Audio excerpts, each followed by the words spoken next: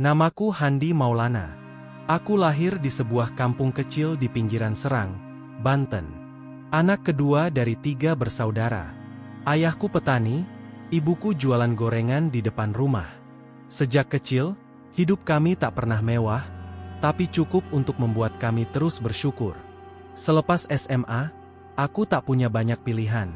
Mau kuliah, orang tua tak sanggup. Mau kerja di kota, ijazahku kalah saing. Sampai akhirnya, aku dengar dari tetangga soal lowongan jadi TKI ke Jepang. Awalnya aku ragu. Bahasa Jepang? Aku bahkan belum pernah naik pesawat. Tapi karena tekad dan harapan, aku ikut pelatihan, belajar bahasa, sopan santun, dan budaya mereka. Setahun kemudian, aku lulus seleksi dan berangkat ke Jepang. Kerjaanku adalah jadi tukang kebun dan asisten rumah tangga di keluarga kaya bernama Kotayashi, tinggal di Kyoto. Rumah mereka luas sekali, seperti kastil modern bercampur taman ala Jepang zaman dulu. Tuan Kotayashi adalah pengusaha teh organik terkenal, dan istrinya wanita yang kalem tapi tegas. Mereka punya 1 anak, seorang wanita bernama Hanami Kotayashi. Hari pertama kerja, aku gemetaran. Tapi ternyata mereka memperlakukanku dengan baik. Selama 6 bulan, pekerjaanku lancar. Aku merawat taman, membantu merapikan rumah, dan kadang ikut menyiapkan teh pagi untuk keluarga. Aku suka suasana rumah itu. Damai. Dan aku merasa seperti menemukan tempat baru yang tak lagi asing. Yang membuatku semakin nyaman adalah Hanami. Hanami Kotayashi. Namanya terdengar indah, seperti bunga sakura yang jatuh pelan-pelan di musim semi. Usianya sekitar 30 tahun, tapi wajahnya tampak lebih muda. Kulitnya putih bersih, rambut hitam panjang sering diikat rapi. Tapi ada satu hal yang aneh, dia jarang sekali tersenyum. Pertama kali aku melihatnya, dia sedang duduk sendirian di teras belakang, menatap danau buatan di taman sambil memegang secangkir teh. Matanya kosong, seperti sedang menunggu seseorang yang tak pernah datang. Aku tak berani banyak bicara, tapi seiring waktu, kami sering bertemu. Kadang saat aku menyapu taman, dia duduk di dekat sana. Kadang saat aku menyiangi bunga, dia ikut membantu diam-diam.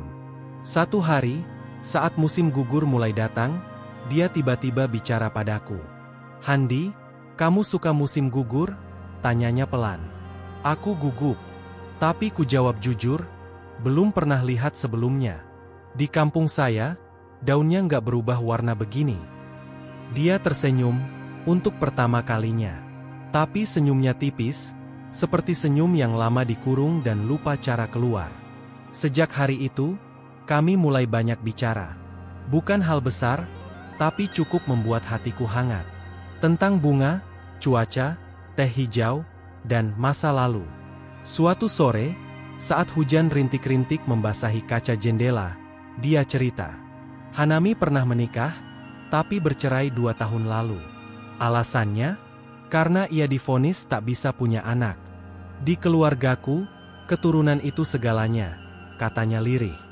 Setelah aku gagal, aku merasa seperti orang yang tidak berguna. Aku terdiam, tak tahu harus bilang apa. Tapi di dalam hati, aku mulai melihat luka yang selama ini dia sembunyikan. Luka yang membuat senyumnya hilang. Hari itu aku dipanggil oleh Nyonya Kotayashi ke ruang tamu. Aku pikir ada yang salah dengan pekerjaanku. Tapi ternyata bukan itu.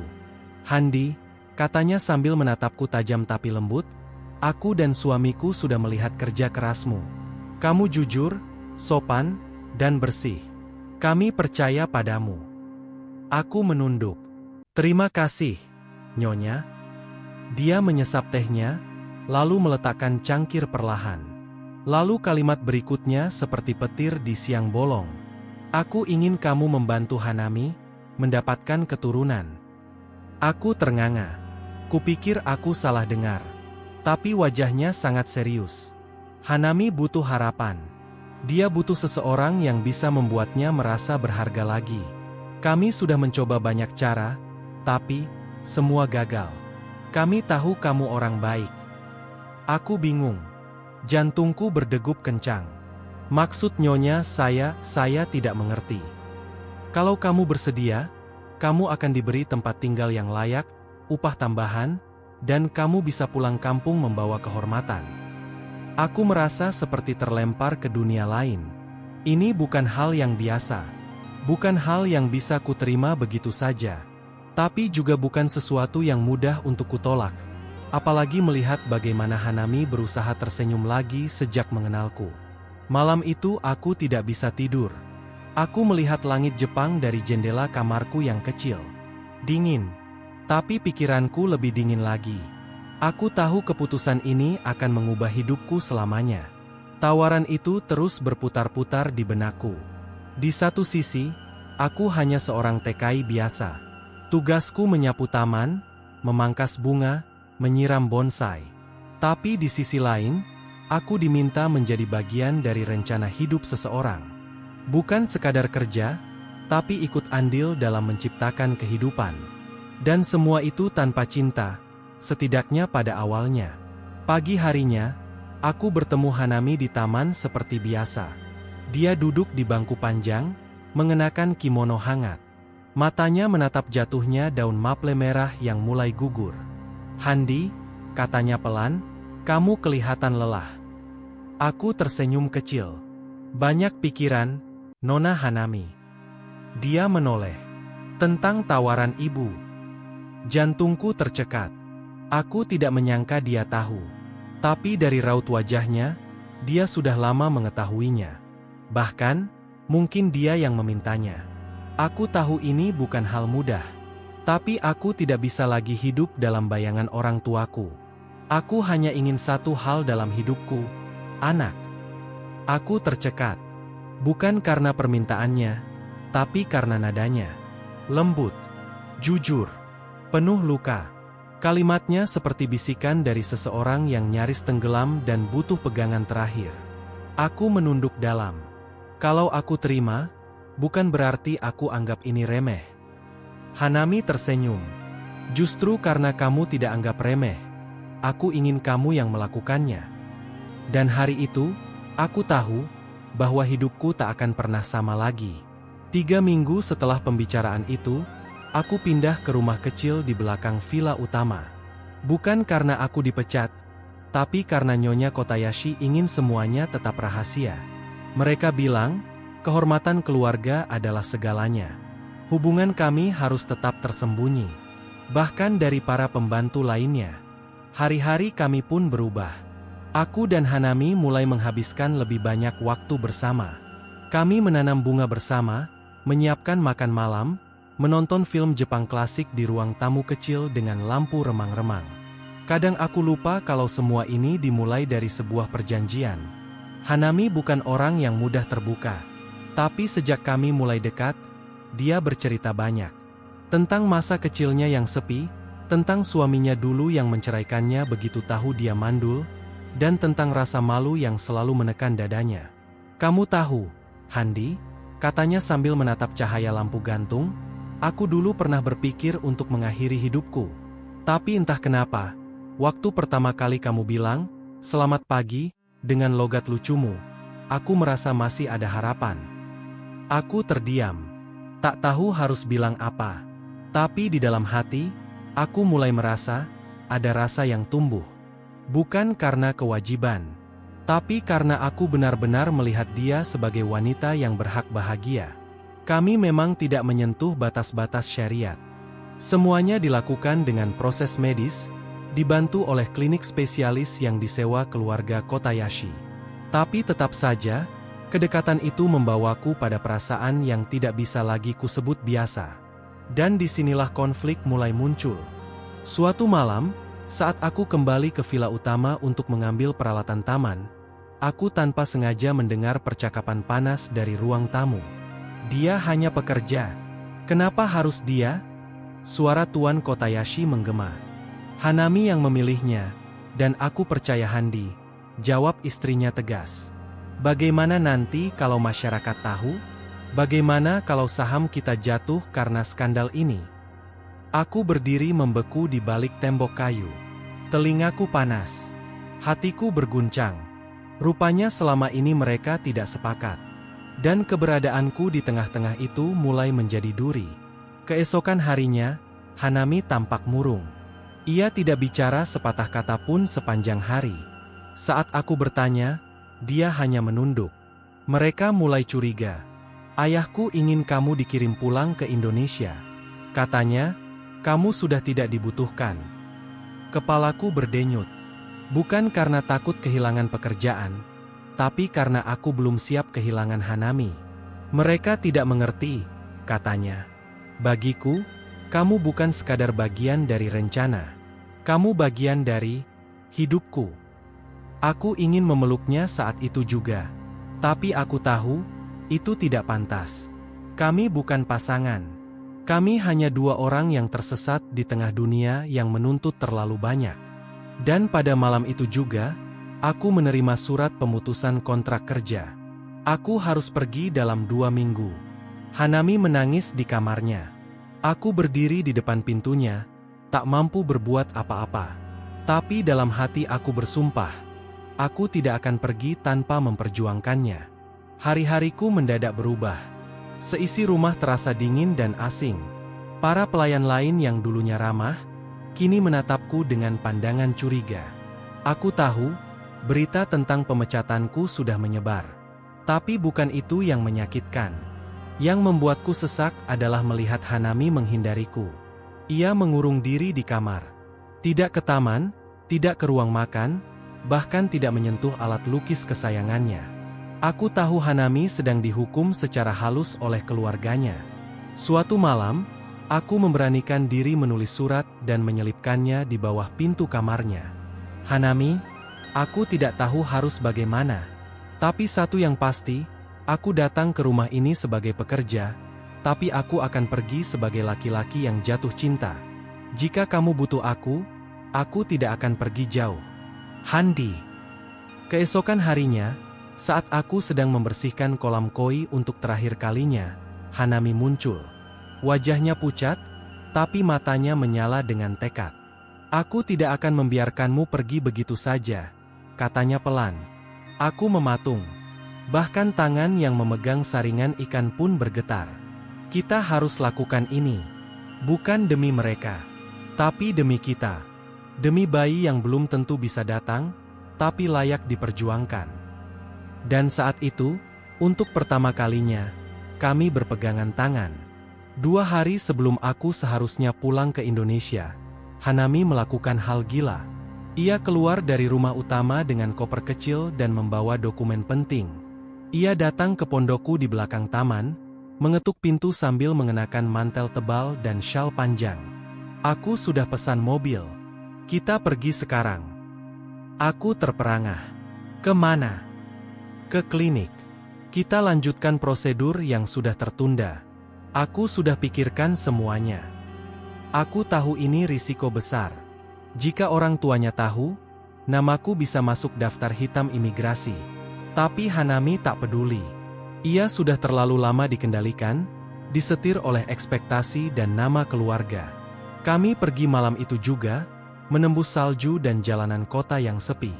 Sampai di sebuah klinik kecil di Kyoto Selatan, tempat dokter langganan keluarga Kotayashi dulu diam-diam membantu kami. Kami menginap di kamar kecil yang disediakan klinik. Esoknya, Hanami menjalani tahap akhir dari prosedur fertilisasi. Cara yang mereka bilang, peluang terakhir. Saat dia keluar dari ruang perawatan, wajahnya pucat, tapi matanya berbinar. Aku menggenggam tangannya. Tanpa kata, tapi penuh makna. Di dunia yang terus menyuruh kami menyerah, kami justru memilih bertahan. Kami menginap 2 malam di penginapan klinik, lalu menyewa rumah kecil di pinggiran Kyoto. Tempatnya sederhana, tapi hangat. Hanami mulai tersenyum lagi.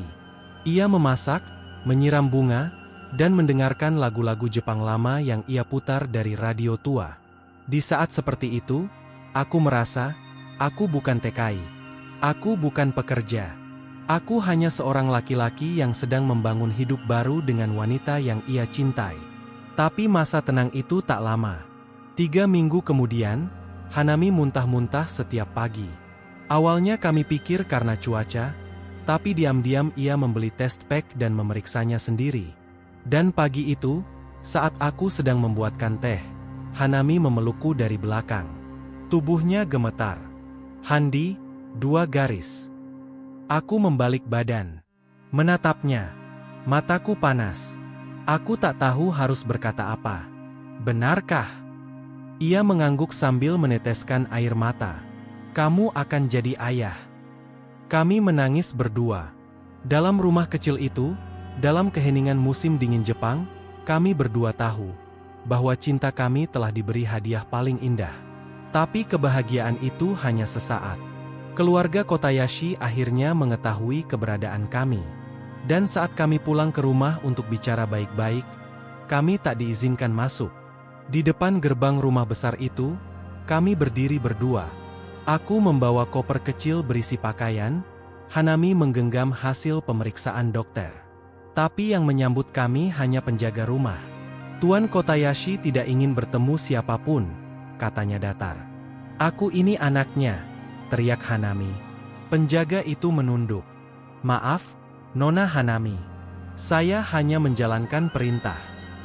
Hanami mundur pelan. Tubuhnya goyah. Aku segera menopangnya. "Kita pulang," kataku pelan. "Kemana?" bisiknya. "Ke rumah kita. Tempat yang kita bangun dengan harapan, bukan warisan." Malam itu, kami duduk di teras rumah kecil sewaan kami. Hanami bersandar di pundakku. Di dalam tubuhnya, ada kehidupan yang tumbuh. Dan di dalam diriku, ada tekad yang lebih besar dari apapun. Aku akan melindungi mereka. Dengan seluruh hidupku.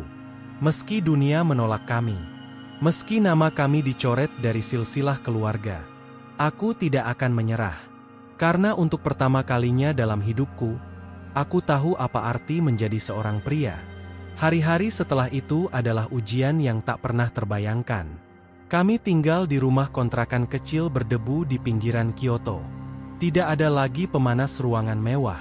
Tidak ada lagi makanan lengkap 3 kali sehari. Tapi dalam kesederhanaan itu, kami menemukan kebahagiaan kecil. Setiap pagi, aku mengantar Hanami ke klinik untuk pemeriksaan kehamilan. Kandungannya rapuh, dokter bilang harus banyak istirahat. Aku pun mengambil pekerjaan serabutan, bersih-bersih restoran, antar barang, bahkan jadi badut di festival anak-anak demi menyambung hidup. Hanami kadang merasa bersalah. Tapi aku selalu bilang, "Kamu bawa anak kita, itu lebih dari cukup." Tetapi badai belum selesai. Suatu hari, aku menerima telepon dari teman sesama TKI.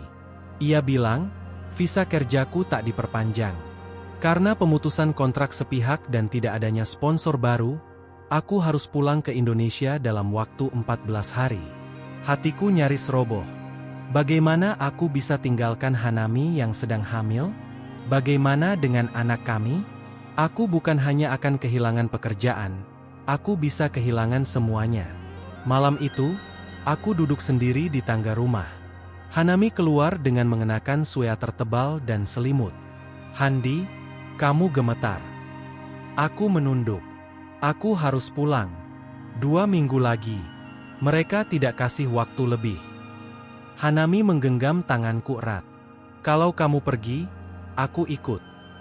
Aku menggeleng cepat. "Kamu tidak bisa. Kamu warga Jepang. Kamu anak pengusaha besar. Kamu..." "Aku seorang ibu. Dan kamu ayah dari anakku. Itu lebih penting dari semua label dunia." Waktu berjalan cepat seperti kereta peluru. Dalam hitungan hari, tanggal keberangkatan mendekat. Aku mencoba segala cara. Memohon perpanjangan visa, mencari majikan baru, bahkan menghubungi organisasi perlindungan TKI. Semua nihil. Tak ada pilihan lain, aku harus pergi. Atau, tinggal secara ilegal. Hanami memelukku sambil menangis. "Kita bisa sembunyi. Kita bisa kerja serabutan. Yang penting kita tetap bersama." Aku tahu hidup seperti itu akan sangat berat. Tak punya identitas, selalu dibayangi deportasi, dan membesarkan anak di tengah bayang-bayang. Tapi lebih sakit lagi membayangkan Hanami sendirian saat melahirkan, tanpa aku di sampingnya. Satu malam sebelum batas waktu visaku, aku menuliskan surat untuk ayah Hanami. Dengan tangan gemetar dan bahasa Jepang sederhana, aku tulis, "Tuan Kotayashi, saya tahu saya tidak layak. Tapi anak Anda memilih saya, dan saya akan bertanggung jawab. Saya tidak minta uang, tidak minta pengakuan. Saya hanya minta, izinkan saya jadi suami dan ayah yang menjaga mereka." Surat itu tak pernah berbalas. Tapi keajaiban datang dari arah yang tak terduga. Di hari ke-13, tepat sehari sebelum aku harus angkat koper, Hanami mulai merasakan kontraksi ringan. Kandungannya belum cukup bulan, tapi tekanan mental membuat tubuhnya lemah. Aku panik. Kami larikan dia ke klinik terdekat. Dokter bilang, ini bisa jadi awal persalinan prematur. Dia butuh stabilitas. Jangan beri kejutan emosional. Aku menatap Hanami yang tergolek lemah di ranjang. Matanya sembab, suaranya serak. Kalau kamu pergi, aku takut tidak kuat. Air mataku jatuh. Aku keluar ruangan, menengadah ke langit malam yang berawan. Aku tidak tahu harus bagaimana. Aku tak punya uang, tak punya kuasa, bahkan tak punya visa lagi. Yang kupunya cuma doa. Dan malam itu, di depan klinik kecil di Kyoto, aku sujud, menangis, berdoa dengan bahasa Indonesia campur Jepang, mengiba pada Tuhan agar menunjukkan jalan. Tiba-tiba ponselku berdering. Nomor asing. Aku angkat dengan jantung berdegup. Ini Kotayashi. Datang ke rumah besok pagi. Sendiri. Pagi itu aku datang ke rumah keluarga Kotayashi dengan kemeja usang dan sepatu lama yang mulai rusak. Tanganku dingin, kakiku gemetar. Tapi tekadku bulat. Tuan Kotayashi menyambutku di ruang tamu. Tak ada senyum. Tak ada ucapan basa-basi. Anakku, sudah kehilangan banyak hal. Nama baik, teman, keluarga. Aku menunduk. Saya minta maaf. Dia menatapku dalam. Tapi untuk pertama kalinya sejak 10 tahun terakhir, dia bahagia. Aku mengangkat kepala pelan. Jangan salah. Aku tidak suka kamu. Tapi aku juga tidak bisa membencimu. Aku diam. Menahan napas. Kalau kamu benar-benar ingin bertanggung jawab, nikahi dia. Tapi jangan pernah minta bagian dari keluarga ini. Kalian hidup di luar. Dengan nama sendiri. Tanpa kami. Hatiku seperti meledak. Campuran lega, bahagia, dan sedih jadi satu. Tapi aku mengangguk mantap. Dengan senang hati, Tuan. Beberapa hari kemudian, di sebuah masjid kecil yang tersembunyi di Kyoto, aku menikahi Hanami dengan wali dari komunitas muslim setempat. Tanpa pesta, tanpa gaun putih, hanya dengan cincin sederhana dan niat yang tulus. Dan minggu berikutnya, Hanami melahirkan seorang bayi laki-laki mungil, prematur tapi sehat. Kami beri nama Haruki Reza Kotayashi, yang artinya, matahari musim semi yang kuat. Tangisnya adalah hadiah dari segala luka. Senyumnya adalah jawaban dari segala doa. Dan genggaman kecilnya, menguatkan tekadku sebagai ayah. Saat pertama kali ku gendong Haruki, aku hampir tak percaya bahwa makhluk sekecil ini adalah hasil dari cinta dan perjuangan yang begitu panjang. Tangannya mungil. Matanya sipit seperti Hanami, tapi bibirnya mirip ibu. Wajahnya campuran dua dunia, dua budaya, dua hati yang dulu tak pernah diprediksi akan menyatu. Kami tinggal di rumah kontrakan kecil itu. Meski sederhana, rumah itu terasa seperti istana. Setiap malam aku bergiliran dengan Hanami untuk menidurkan Haruki. Kadang aku menyanyikan lagu daerah dari Banten, meskipun Hanami tak mengerti bahasanya. Tapi ia selalu tersenyum mendengarnya. Tetapi hidup bukan dongeng. Dan kenyataan tetaplah keras. Aku masih hidup dengan visa kerja yang sudah tak aktif. Statusku abu-abu. Dan meski keluarga Kotayashi tidak mengganggu kami, mereka juga tidak memberi bantuan sedikit pun. Semua biaya lahiran, susu, dan sewa rumah aku tanggung dari hasil kerja serabutan. Aku pernah mencoba menjadi penerjemah lepas untuk komunitas TKI. Pernah juga jadi barista di kafe kecil. Tapi itu belum cukup. Tagihan menumpuk. Haruki butuh imunisasi, Hanami butuh pemeriksaan pasca melahirkan. Pada titik itu, aku kembali merasa gagal. Bukan sebagai pekerja, tapi sebagai suami dan ayah. Sampai suatu malam, Hanami duduk di sampingku dan berkata, "Kita tidak bisa terus begini, Handi. Kita harus berani keluar dari bayang-bayang masa lalu. Kalau kamu tak bisa kerja di Jepang dengan status ini, maka biarlah aku yang ikut kamu ke Indonesia." Aku menoleh cepat. "Kamu serius?" Dia mengangguk. "Aku sudah tak punya siapa-siapa di sini. Tapi di tempatmu, aku punya kamu. Dan Haruki punya ayahnya." 3 bulan kemudian, kami akhirnya mengurus dokumen pulang ke Indonesia.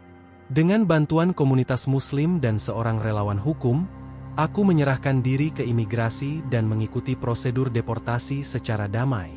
Tidak mudah. Banyak pertanyaan, investigasi, dan rasa malu. Tapi semua itu kutanggung demi satu tujuan, menjadi suami dan ayah yang layak. Hanami mendapat visa keluarga sementara dari Kedutaan Indonesia di Jepang. Haruki pun tercatat sebagai warga campuran, dan atas usahanya, kami berhasil dapatkan izin tinggal sementara di Serang. Kami terbang dengan 1 koper, 1 gendongan bayi, dan segunung harapan. Sesampainya di Bandara Soekarno-Hatta, kami disambut ibu yang langsung menangis melihat cucunya untuk pertama kali. Ini cucu ibu?" Suaranya bergetar saat memeluk Haruki. Aku tak sanggup berkata-kata. Aku hanya mengangguk sambil menahan air mata. Kami tinggal di rumah orang tuaku untuk sementara. Sempit, tapi hangat. Tetangga mulai berbisik, tapi aku tidak peduli. Hanami belajar memasak nasi uduk dari ibu. Dan Haruki tumbuh sehat dengan kulit campuran yang mencuri perhatian siapapun yang melihatnya. Tapi tantangan belum selesai. Di Serang, aku tidak bisa langsung bekerja di perusahaan. Ijazahku kalah saing, dan statusku sempat jadi bahan pembicaraan. Hanami pun sulit beradaptasi dengan lingkungan baru. Bahasa, cuaca, makanan, semuanya berbeda.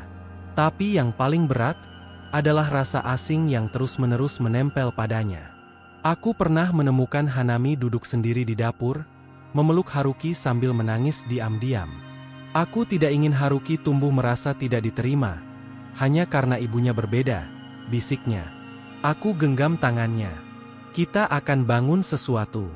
Bukan hanya rumah, tapi hidup yang membuatnya bangga jadi siapa dirinya. Aku mulai bangkit. Dengan uang hasil kerja serabutan yang kupunya, dan sedikit bantuan dari koperasi desa, aku menyewa kios kecil di pinggir jalan. Aku jual teh Jepang yang dulu diajarkan oleh Hanami, dari keluarga Kotayashi, tapi dengan sentuhan lokal, dicampur pandan, serai, dan jahe. Awalnya daganganku sepi, tapi aku terus promosi lewat media sosial. Hanami bantu desain label botol, bahkan ikut membuat video singkat tentang teh cinta dari 2 benua. Tanpa disangka, videonya viral. Banyak yang penasaran dengan kisah kami, TKI yang menikahi anak pengusaha Jepang, membesarkan anak di kampung, dan berjualan teh ala Jepang di tanah Banten. Bulan demi bulan berlalu, bisnis kecil kami tumbuh. Hanami mulai membuka kelas daring belajar bahasa Jepang. Aku pun mulai diundang untuk jadi pembicara di komunitas TKI dan seminar keluarga muda lintas budaya. Kami tak lagi kaya harta, tapi kaya cerita. Kami tak lagi dihina, tapi dihargai karena keberanian dan kejujuran. Dan Haruki, kini sudah bisa berjalan. Setiap pagi dia bangun dengan senyum, menyapa dunia yang dulu nyaris menolaknya. Kini, saat aku menatap Hanami yang menyeduh teh sambil menggendong Haruki, aku tahu. Semua luka, semua penolakan, semua air mata, telah terbayar. Aku bukan lagi sekadar TKI. Aku adalah suami. Aku adalah ayah. Aku adalah lelaki yang pernah jatuh, dan memilih bangkit. Dan bangkit bukan berarti semua luka sembuh. Tapi aku dan Hanami kini belajar menjalani hidup dengan penuh syukur. Hari-hari kami di Serang perlahan berubah jadi musim semi kecil yang penuh harapan. Warung teh kami semakin ramai.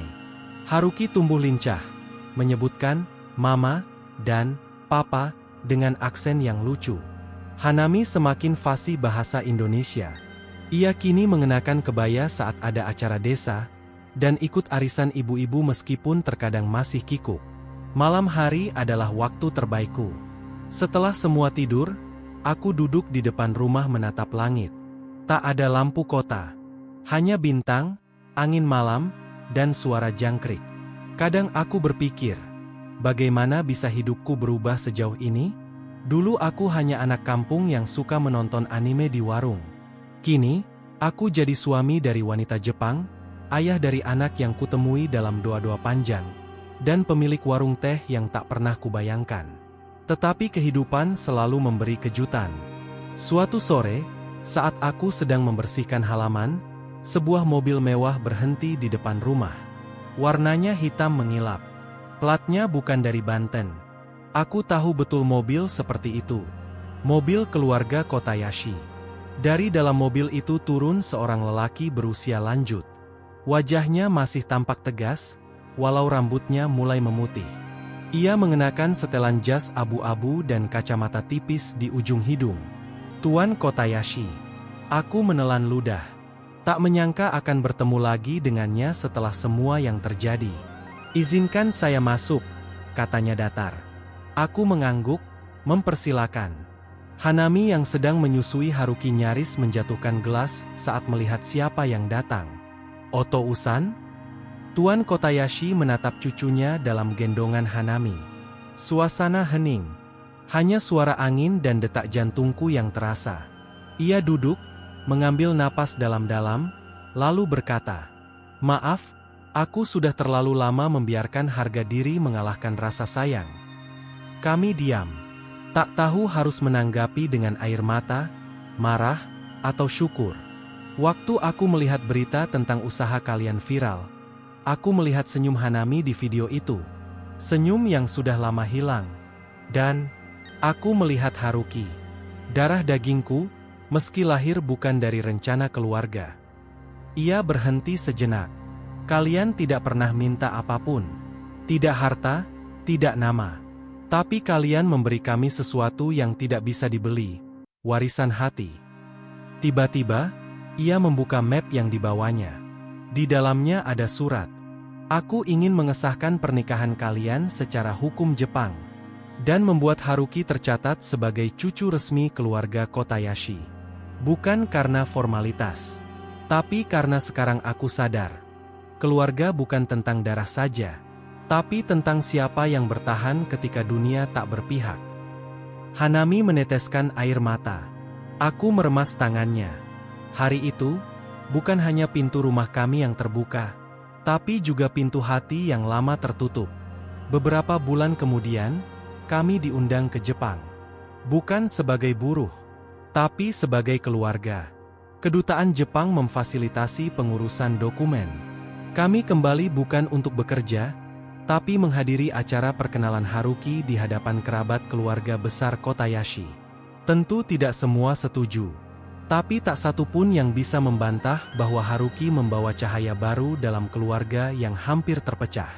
Hanami berdiri di samping ayahnya saat memperkenalkan Haruki. Aku duduk di antara dua budaya. Satu yang membentukku, satu yang menerimaku. Aku tak lagi merasa kecil. Aku tak lagi merasa sendirian. Setelah acara itu, kami kembali ke Indonesia. Tapi kali ini dengan status baru. Warung teh kami kini berkembang. Kami membuka cabang kecil di Jakarta, dan beberapa toko online memesan teh kemasan buatan kami. Hanami mengajar daring bahasa Jepang dari rumah, dan aku sering diminta menjadi pembicara tamu di forum kewirausahaan. Haruki tumbuh sehat. Rambutnya tebal seperti ibunya, kulitnya sawo matang sepertiku. Dan setiap malam, saat aku membacakannya cerita tentang perjuangan ayahnya ke Jepang dulu, ia selalu bertanya, "Papa, apa Papa pernah takut?" Dan aku selalu menjawab sambil menatap matanya, "Pernah. Tapi Papa lebih takut kehilangan kalian." Karena sejauh apapun aku berkelana, sebanyak apapun penolakan yang pernah kuterima, satu hal yang aku yakini kini. Cinta yang lahir dari niat tulus dan keberanian, akan menemukan jalannya. Dan kisah ini bukanlah akhir. Ini adalah awal dari sebuah keluarga yang lahir dari keberanian dua orang asing, yang memilih untuk saling percaya, ketika dunia tidak memberi jaminan apapun.